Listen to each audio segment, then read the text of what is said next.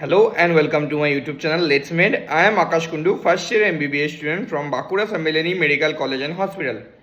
तो आज की इस वीडियो में हम लोग बात करने वाले हैं अपग्रेडेशन के बारे में। ये बहुत रिक्वेस्टेड टॉपिक है। बहुत बच्चे मुझे मैसेज कर रहे थे कि भैया प्लीज़ MBBS डायरीज के बीच में एक अपग्रेडेशन के बारे में एक वीडियो प्लीज़ डालिए। तो चलो अपग्रेडेशन के बारे में A to Z सारा कुछ आज डिस्कस करते हैं, क्या क्या मिस्टेक्स हो सकते हैं अपग्रेडेशन के द्वारा A to Z। तो चलो वीडियो को और डिले ना करके वीडियो को शुरू करते हैं। सारा मिथ्स इस वीडियो के द्वारा क्लियर हो जाएगा और अगर फिर भी कुछ रहे तो प्लीज़ कमेंट सेक्शन में आप लोग कमेंट कीजिए। और इसी के साथ साथ ही आपको अगर कुछ नया वीडियो चाहिए तो प्लीज़ वो भी कमेंट सेक्शन में कमेंट कीजिए।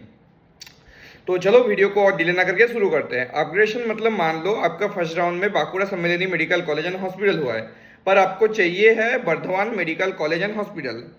तो आप क्या करोगे कि जब सेकेंड राउंड के लिए आपका अपग्रेडेशन का विंडो ओपन होगा, आप लोग सिर्फ बांकुड़ा के ऊपर वर्धमान और जो CNMC, MCK, NRS, SSKM, RG का जो सब कॉलेज है वो सिर्फ दोगे अपग्रेडेशन में। बांकुड़ा के नीचे एक भी कॉलेज नहीं दो, ठीक है।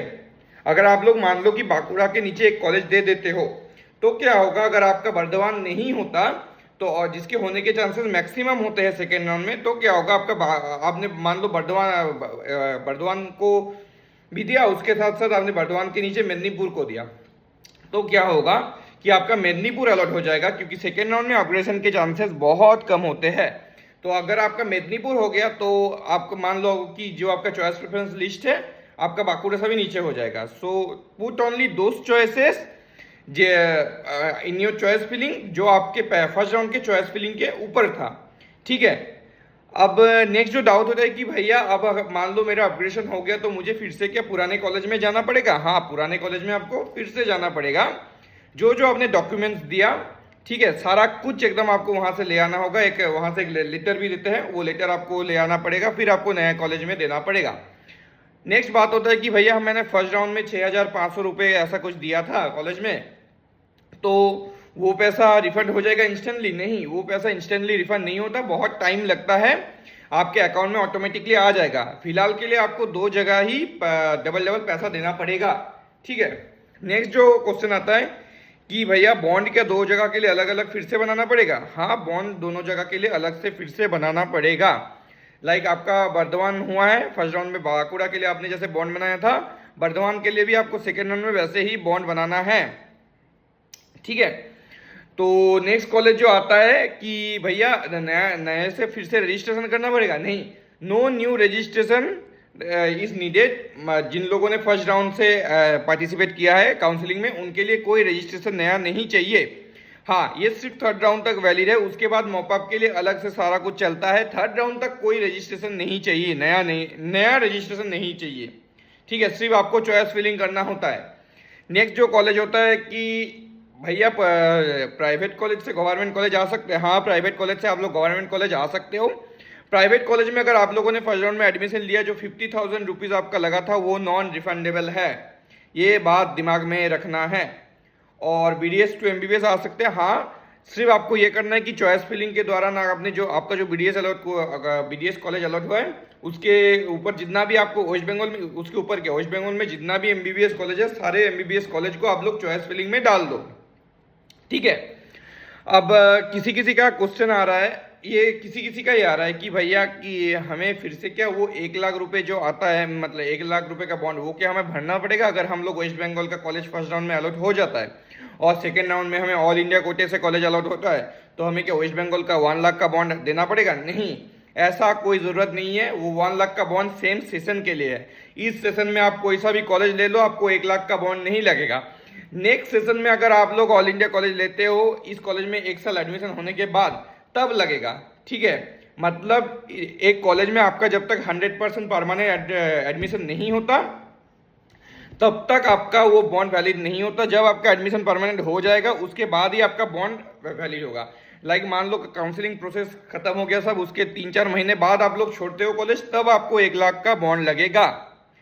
नेक्स्ट एक डाउट आता है बहुत सारे बच्चों का कि भैया मेरा भी पुरुलिया अलॉट हुआ है, मुझे क्या करना चाहिए?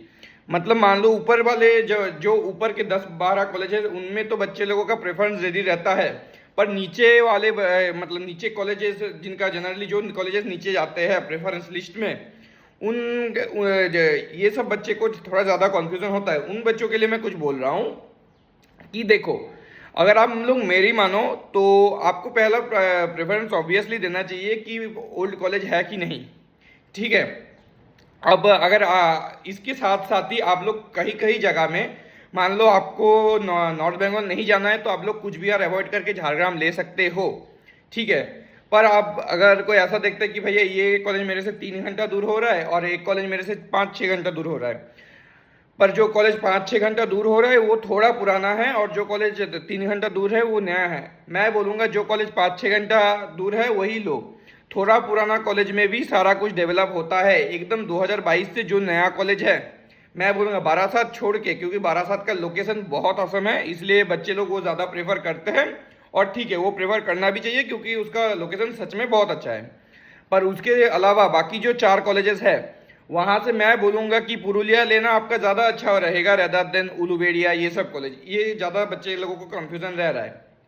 अब इसका मेन कारण ये है क्योंकि पुरुलिया मेडिकल मतलब देवन महातो मेडिकल कॉलेज एंड हॉस्पिटल में अपना सारा कुछ इंफ्रास्ट्रक्चर ऑलरेडी डेवलप है। लाइक उनका जो फ्रेशर्स वगैरह, उसके साथ साथ जो फेस्ट है, सारा कुछ चल रहा है, ठीक है। एंड बहुत अच्छा वहाँ पे सिस्टम ऑलरेडी बन चुका है।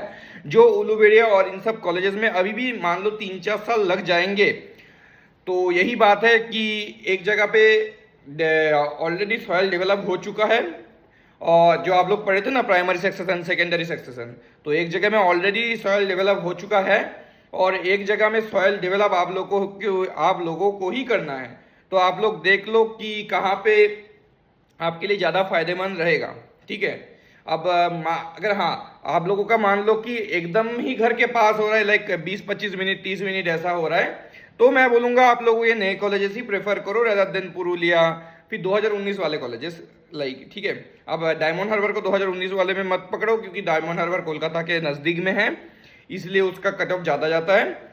हाँ, अब कोलकाता के नज़दीक में जो कॉलेजेस है उनको आप लोग पहले प्रायोरिटी दे ही सकते हो फॉर फ्यूचर एस्पेक्ट, ठीक है, सीधा बात बोलो तो।